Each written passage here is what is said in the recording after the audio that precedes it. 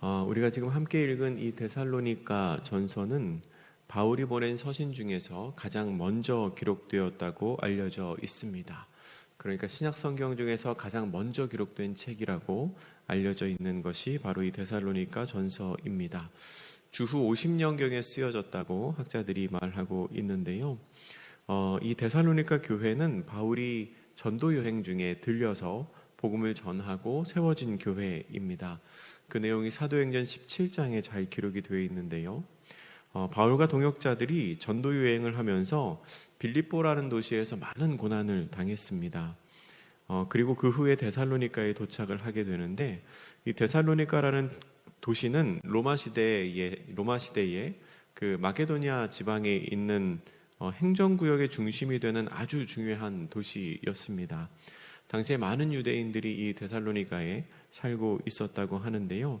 그곳에서 바울이 복음을 전하는데 짧은 시간에 굉장히 많은 사람들이 복음을 받아들이게 됩니다.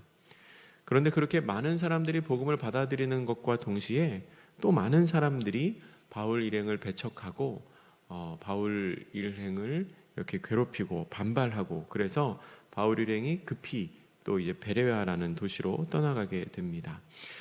그 내용이 사도행전 17장에 나오는데요. 우리 한번 성경을 앞으로 넘겨서 한번 짧게 그 내용을 확인을 해보겠습니다. 사도행전 17장에 보시면, 사도행전 17장 신약성경 217쪽에 보시면 17장 1절에 이렇게 되어 있죠. 그들이 암비볼라와 아볼로니아로 다녀 데살로니가에 이르니 거기에 유대인의 회당이 있는지라. 바울이 전도 여행 중에 데살로니가에 도착을 했는데 유대인의 회당이 있습니다. 유대인의 회당이 있다는 건 이미 여기에 유대인들이 많이 살고 있다는 뜻입니다. 그리고 바울이 2절과 3절에 걸쳐서 3절에 보면 그리스도가 해를 받고 죽은 자 가운데서 다시 살아나야 할 것을 증언하였다. 3절 마지막에 이 예수가 그리스도라, 예수님이 너희가 기다렸던 메시아다라고 선포를 하니까 4절에 보면 어떤 사람, 곧 경건한 헬라인의 큰 무리와 적지 않은 귀부인들도 권함을 받고 바울과 실라를 따랐다. 복음을 받아들인 사람들이 있었던 거죠. 근데 5절에 보면 유대인들이 오히려 시기해서 어떤 불량한 사람들을 데리고 와서 바울을 찾았다. 그런 내용들이 나오고요. 쭉 내려가서 보면 10절에 밤에 형제들이 바울과 실라를 베레아로 보냈다, 이렇게 나옵니다. 그러니까 복음을 전하해서 받아들인 사람도 있는데 반발한 유대인들도 있어서 급하게 베레아로 떠나게 된 것입니다. 다시 오늘 본문으로 돌아오면요, 이 사도행전의 기록을 보면 바울이 데살로니가에 머물렀던 시간은 굉장히 짧았습니다. 그러니까 몇 해에 걸쳐서 말씀을 전하고 가르쳤던 교회도 있었는데 데살로니가는 굉장히 짧게 머물면서 이제 복음을 전하고 교회를 이제 세웠던 겁니다. 그런데 데살로니가 교회는 그런 짧은 역사에도 불구하고 굉장히 장점이 많은 교회였습니다. 물론 문제가 없었던 것은 아니지만 어려운 상황에서도 자신들이 받아들인 그 복음을 지키기 위해서 굉장히 애쓰는 교회였습니다. 바울은 그런 데살로니가 교회를 많이 칭찬하면서 이 데살로니가 전서 편지를 시작하고 있습니다. 1절은 바울이 편지를 서두에서 쓴 인사말인데요. 바울의 편지는 당시 헬라 문화권에서 사용됐던 편지의 양식과 거의 비슷합니다. 헬라 문화권에서 사용되었던 편지의 양식은 그 시작에 바이신인, 보내는 사람을 쓰고 수신인, 받는 사람을 씁니다. 그리고 환영의 인사를 적습니다. 이게 전형적으로 편지가 시작되는 양식인데요. 근데 바울은 그것과 비슷하면서도 축복의 인사를 하면서 뭔가 좀 다른 표현을 씁니다. 1절의 마지막 부분에 보면 이렇게 기록되어 있습니다. 데살로니가인의 교회에 편지하노니 은혜와 평강이 너희에게 있을지어다 라고 씁니다. 은혜와 평강이 너희에게 있을지어다 라고 말하면서 축복의 인사를 하는데, 이 은혜라는 말은 헬라어로 카리스이고요, 평강은 헬라어로 에이레네입니다. 근데 이 은혜와 평강은 하나님으로 말미암은 은혜, 그리고 하나님으로 말미암은 평강을 의미합니다. 그러니까 당시 편지글에 관용적으로 사용되었던 인사말은 헬라어로 카이레인이라는 말로 기뻐하라 라는 말이었습니다. 기뻐하라. 근데 바울은 의도적으로 그렇게 관용적으로 모든 사람들이 쓰는 단어가 아니고 이 카리스와 에이레네를 쓴 겁니다. 그러니까 이게 비슷해 보여도 뭔가 조금 다른 거죠. 우리가 봤을 때는 별로 차이가 느껴지지 않지만 당시의 사람들이 편지글을 읽을 때는 편지를 읽으면서 이 사람은 뭔가 좀 다르네. 이 사람은 하나님 섬기는 사람이네 라고 드러나도록 바울이 의도적으로 이 단어를 썼다는 겁니다. 그렇게 편지의 인사말을 통해서 자기의 정체성을 드러내고 자기가 그리스도인이라는 그런 정체성을 드러내는 거죠. 그러니까 기뻐하되 그냥 세상 사람들이 말하는 기쁨으로, 그러니까 뭐 건강하고 물질적으로 풍요롭고 하는 일이 잘 돼서 기뻐하는 것이 아니고 우리는 하나님으로 말미암아 기뻐하고 하나님으로 말미암아 평안한 사람들이라는 것을 본인이 사용하는 단어를 통해서 인사말을 통해서 드러내고 있는 것입니다. 여러분, 그리스도인들은 세상 속에서 세상 사람들과 비슷하게 살아가지만 그러나 뭔가 좀 다르게 살아야 하는 사람들입니다. 우리도 다르게 쓰는 용어들이 많이 있죠. 우리는 일요일이 아니고 보통 주일이라고 말합니다. 아무것도 아닌 것 같지만 그 말 한마디가 우리의 정체성을 드러냅니다. 어떤 사람이 일요일에 뭐 하세요? 그렇게 물어봤는데 저는 주일에 교회 갑니다. 그러면 이 주일이라는 단어가 그 갖는 의미가 저 사람은 교회 다니는 사람이구나 라는 거를 알게 하지요. 우리가 밥 먹기 전에 식당에서 기도하는 거, 외부 식당에서 밥 먹기 전에 기도하는 거, 그리고 믿지 않는 사람들일지라도 어떤 믿지 않는 사람이 어려운 일이 있다고 말할 때 제가 기도하겠습니다 라고 말하는 그 한마디, 그게 저 사람은 교회 다니는 사람이구나, 저 사람은 하나님 믿는 사람이구나 라는 정체성을 드러내게 하는 우리의 행동이라는 겁니다. 여러분, 우리가 그렇게 그리스도인으로서의 정체성을 드러내며 살아가면 좋겠습니다. 그렇게 내가 그리스도인이라는 것을 드러내는 것 자체가 우리의 신앙의 정체성이 바르게 서 있다는 뜻이기 때문입니다. 그리고 그렇게 드러내는 만큼 우리가 그리스도인답게 살아가면 좋겠습니다. 그렇게 신앙의 정체성을 막 드러내는데 사람들 보기에 저건 좀 아니잖아 하는 모습으로 살아가면 안 되지 않겠습니까? 그렇게 인사말 뒤에 바울은 데살로니가 교회를 기억하고 그들을 위해 기도하고 있다고 말합니다. 우리 2절과 3절 말씀을 같이 한번 읽겠습니다. 시작. 우리가 너희 모두로 말미암아 항상 하나님께 감사하며 기도할 때 너희를 기억함은 너희의 믿음의 역사와 사랑의 수고와 우리 주 예수 그리스도에 대한 소망의 인내를 우리 하나님 아버지 앞에서 끊임없이 기억함이니. 아멘. 바울은 데살로니가 교회로 말미암아 항상 하나님께 감사했고 또 기도할 때에 그들을 기억했다라고 말합니다. 우리 하나님 아버지 앞에서 끊임없이 기억하고 있다라고 말합니다. 근데 뭘 기억했다라고 말하냐면 믿음의 역사와 사랑의 수고와 소망의 인내를 기억했습니다. 믿음의 역사, 사랑의 수고, 소망의 인내. 믿음, 소망, 사랑이 여기에 나오죠. 그러니까 바울은 이미 이 믿음, 소망, 사랑이라는 영원히 변하지 않는 세 가지의 가치, 고린도전서 13장에 나오잖아요. 그거에 대한 개념을 이미 알고 있었던 것 같아요. 이 믿음의 역사라는 표현에서 역사라는 말을 세번역 성경에서는 행위라고 번역합니다. 믿음의 행위. 그리고 공동번역 성경에서는 활동이라고 번역했습니다. 믿음의 활동. 그러니까 믿음의 역사라는 것은 구체적인 믿음의 활동, 행위가 데살로니가 교회 안에 있었다는 겁니다. 그럼 믿음의 행위, 믿음의 활동이 무엇인가?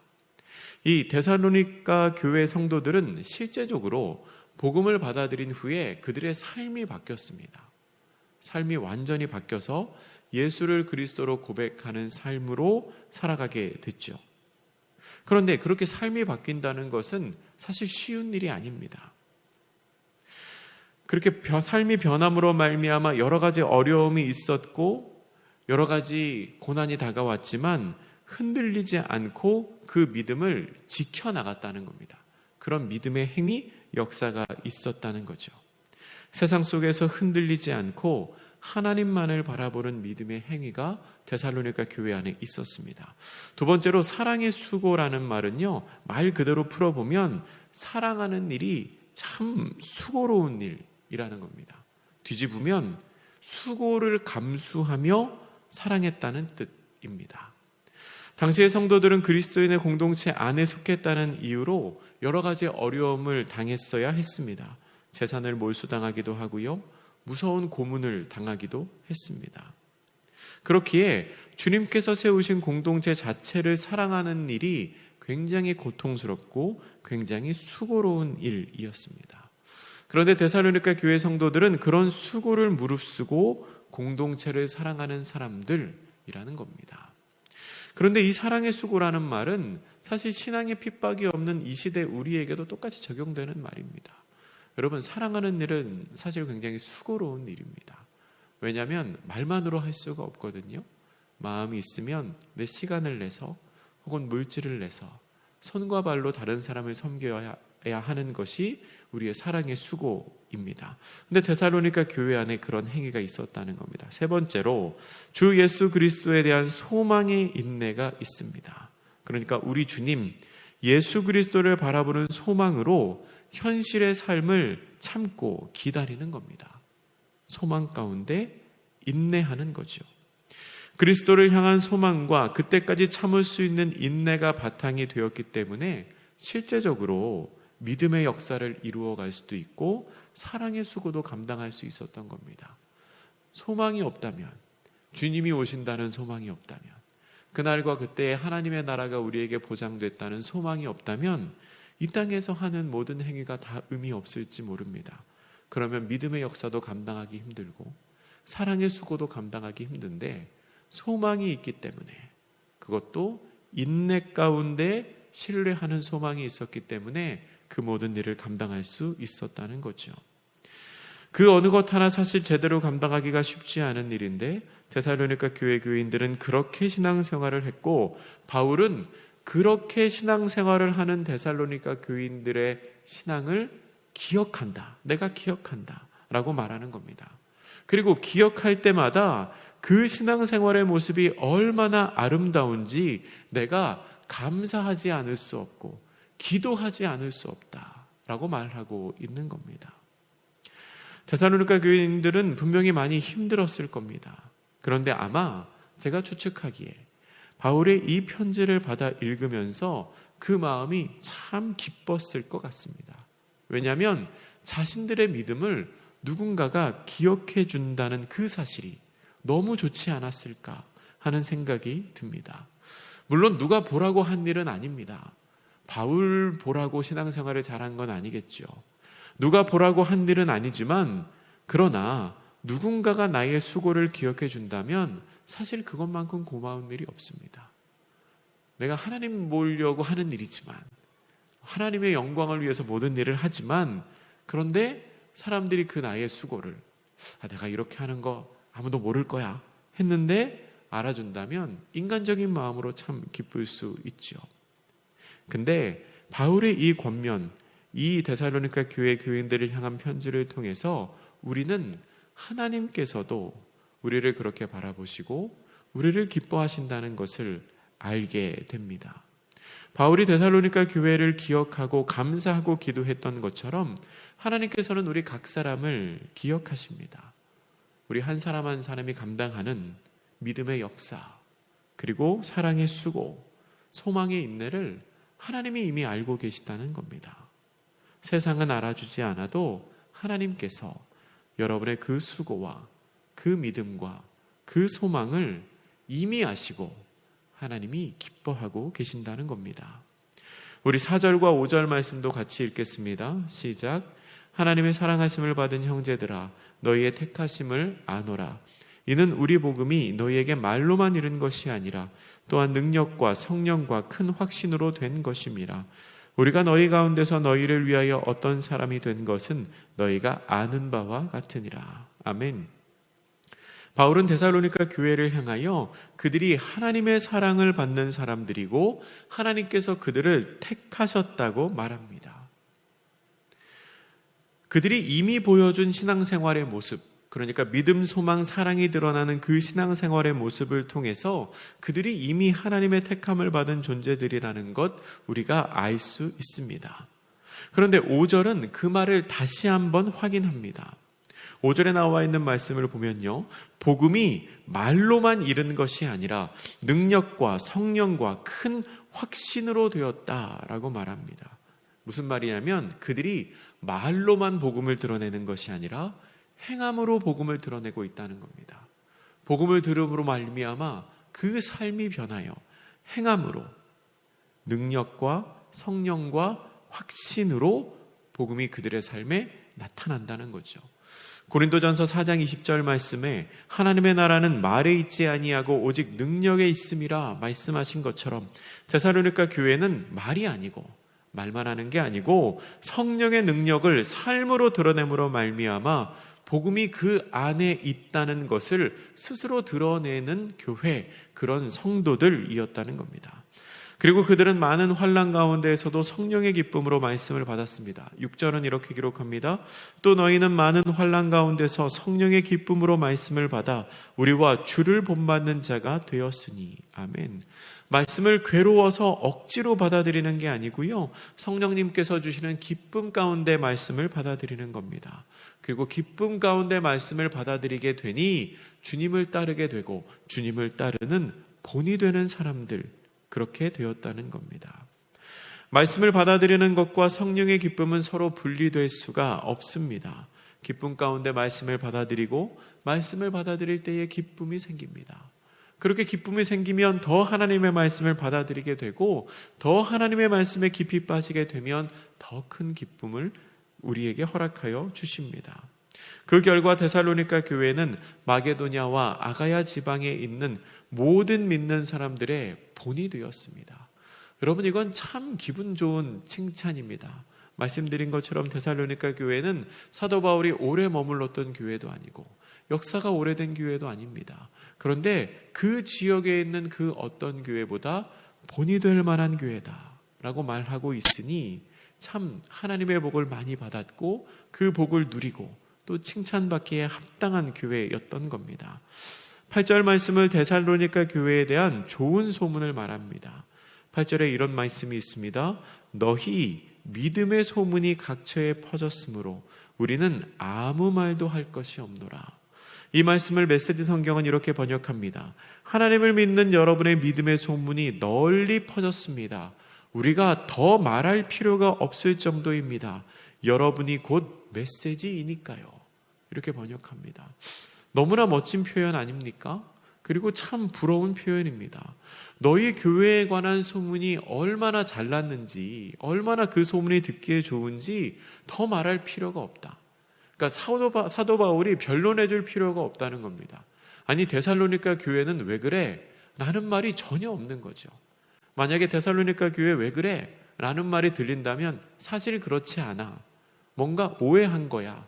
그 사람들 그런 사람들 아니야 라고 말해 줄 텐데 그런 말 전혀 할 필요 없이 너무 모범적인 신앙생활을 하고 있다는 거지요. 참 부러운 말씀입니다.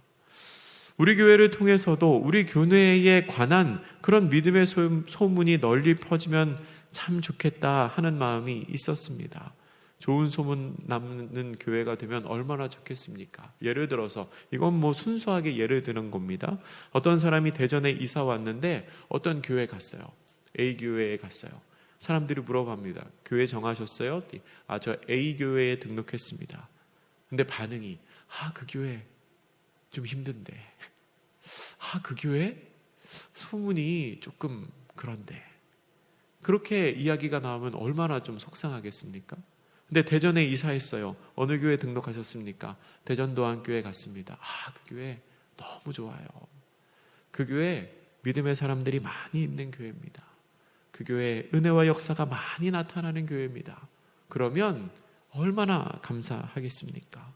바울이 바라보는 데살로니가 교회가 그런 교회입니다. 내가 너희들에 대해서는 더 이상 할 말이 없다. 우리 대전도안교회가 그런 교회 되면 참 좋겠습니다. 9절과 10절 말씀은 다른 이들이 말하는 데살로니가 교회 교인들에 관한 칭찬입니다. 데살로니가 교회 사람들을 칭찬하는데요. 첫째로 바울 일행이 데살로니가에 들어갔을 때 그들을 영접하는 방식을 칭찬합니다. 본문에는 이렇게 표현되죠. 우리가 어떻게 너희 가운데 들어갔는지와, 그러니까 바울이 교회에 갔는데 사람들이 환대를 합니다. 마음으로 받아들이고 말씀을 듣고 따랐던 것, 그거에 관한 칭찬입니다. 두 번째, 그동안 섬겼던 우상을 떠나서 살아계시고 참되신 하나님을 섬기는 것을 칭찬합니다. 여러분, 삶의 방향을 바꾸는 게 그렇게 쉬운 일이 아닙니다. 날 때부터 교회 안에서 신앙생활 하셨던 분들은 그거 잘 모르시겠지만, 물론 저도 포함입니다. 근데 중간에 믿음 생활, 자기의 생각을 바꾸는 것 쉽지 않습니다. 근데 데살로니가 교회 교인들이 그 일을 했다는 겁니다. 세 번째, 다시 오실 주님을 어떻게 기다리는지를 칭찬합니다. 주님 다시 이 땅에 오실 때 재림하실 날을 소망하며 기다린다는 거죠. 그렇게 데살로니가 교회는 여러 가지의 면에서 모범이 되는 교회였습니다. 말씀을 정리합니다. 데살로니가전서 1장은 데살로니가 성도들을 위하여 기도하며 감사하라는 내용과 함께 그들이 가진 믿음을 인정하고 격려하는 내용이 담겨져 있습니다. 바울은 신앙의 연륜이 많지 않은 그들을 사랑으로 격려하고, 또한 그들이 하고 있는 그 일, 믿음과 소망과 사랑으로 감당하는 그 일이 하나님 앞에서 참 가치 있는 일이다. 하나님이 그것을 기억하고 계신다라고 확인시켜주며 칭찬하고 있습니다. 바울이 데살로니가 교회를 칭찬하고 기억했던 것처럼 우리도 하나님 앞에서 그렇게 기억되고 그렇게 칭찬받는 사람들 되면 참 좋겠습니다. 우리 대전도안교회가 그렇게 하나님께서 기억하시고 하나님이 칭찬하시는 교회가 되면 참 좋겠습니다. 하나님 보시기에 아름다운 삶을 살아감으로 말미암아 그렇게 하나님께 기억되고 칭찬받는 복된 성도님들 되시기를 주님의 이름으로 축복합니다. 기도하겠습니다. 사랑의 하나님, 이 시간 데살로니가 전서 말씀을 우리가 보았습니다. 데살로니가 교회가 믿음의 연륜이 오래된 교회는 아니었지만 주님 앞에서 기억되고 칭찬받는 것을 보며 우리도 그런 교회 되면 좋겠다, 우리도 그런 성도 되면 좋겠다라는 소망을 품습니다. 주님, 오늘도 우리의 삶에 동행하여 주시고 우리를 가르쳐 주시어서 우리 각 사람이 하나님 보시기에 아름다운 사람들 되게 하여 주시고 우리가 그렇게 주님께 좋은 기억으로 기억되고 많이 칭찬받는 성도들 될 수 있도록 우리와 함께 하여 주시옵소서. 감사드리며 예수님의 이름으로 기도드립니다. 아멘.